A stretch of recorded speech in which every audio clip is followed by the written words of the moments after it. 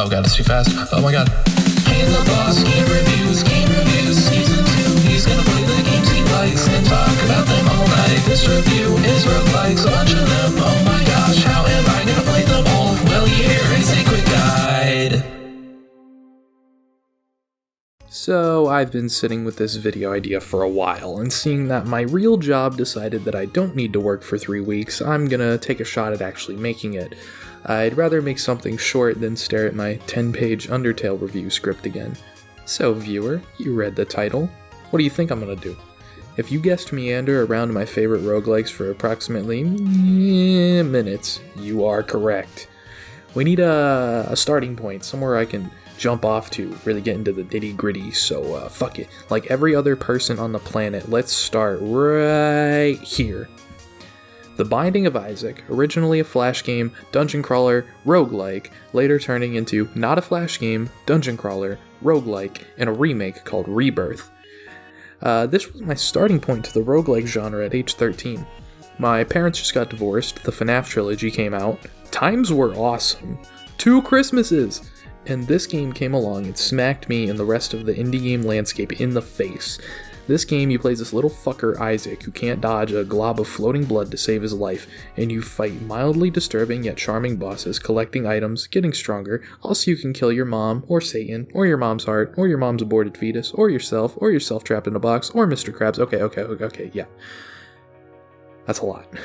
This game has a lot of final bosses, and it takes 20 to 30 minutes to beat it most of the time. You unlock stuff the more times you beat it, dungeons are randomly generated, yada yada yada, probably a masterpiece, or at least a masterclass in what the genre would become.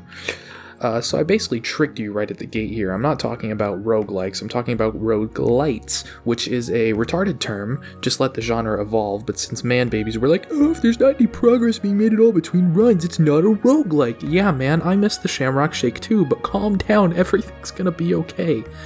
Another landmark roguelite is Risk of Rain 2. Risk of Rain 2 is a sequel to the game of the exact same name, minus the numeral there at the end, and it takes the first 2D side-scrolling game to new heights by making the exact same game but in 3D. Sounds like it wouldn't work, but this is basically the Mario World to Mario 3D world jump happening instantly. This game comes. It has hard as fuck bosses that annoy the shit out of me, lots of secrets, tons of levels, it's got online multiplayer so you and your friends can die together. You know, it's real good. But I stopped playing it as more updates came out. I'm not really sure why. I just kind of clocked 90 hours in a week. I've sort of gone off this a little bit. I don't know why. I mean, I have Fortnite. On to the next game. Nuclear Throne is this high-paced rage inducer where you get hit 4 times and die.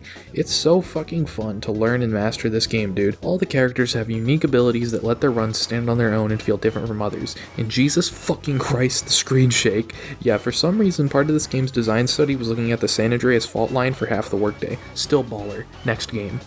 One Step from Eden is a game I bought like a week ago and I've already beaten it twice. This game could feel a little too high IQ for me, but at the same time I can just get OP and throw 800 spells at a boss before they know what's coming.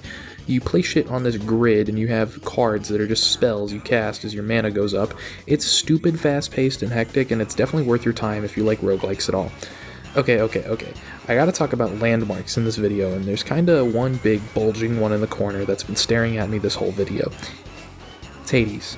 I'm talking about Hades. Made by Supergiant Games. Their previous game I've played a sweet combined 10 minutes of. They make a story-based, really high-effort, fun roguelike where you play as the son of Hades trying to escape the underworld.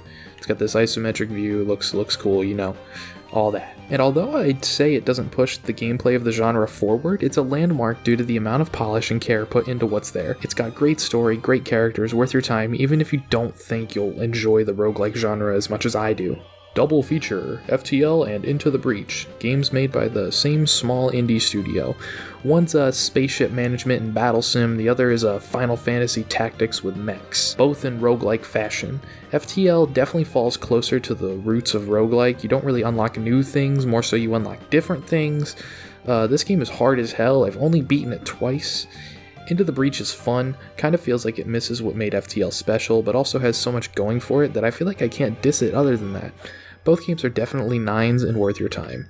Slay the Spire, fucking card game head ass. This shit bangs. I've dumped so many hours into this. It's deck building meets the frustration of every other roguelike here.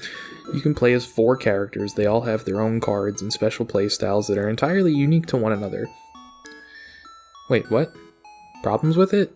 I own it on Game Pass, so I've lost my 30-hour save file like twice, but I'm fine re-unlocking everything, but now it just crashes on startup and I'm too afraid to reinstall and lose everything again. Does that work? Hey Bill Gates, please fix Game Pass for PC, it fucking sucks.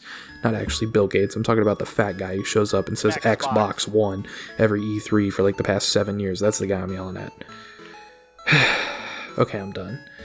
There's a bunch of really good games for you to check out. I hope you enjoyed this video. Check out my music. I work harder on it than anything else. Been at it for 5 years. It still sucks. Like and share this video with your buddies to let me know I should actually keep making videos and stop crying in my room in my spare time. See ya.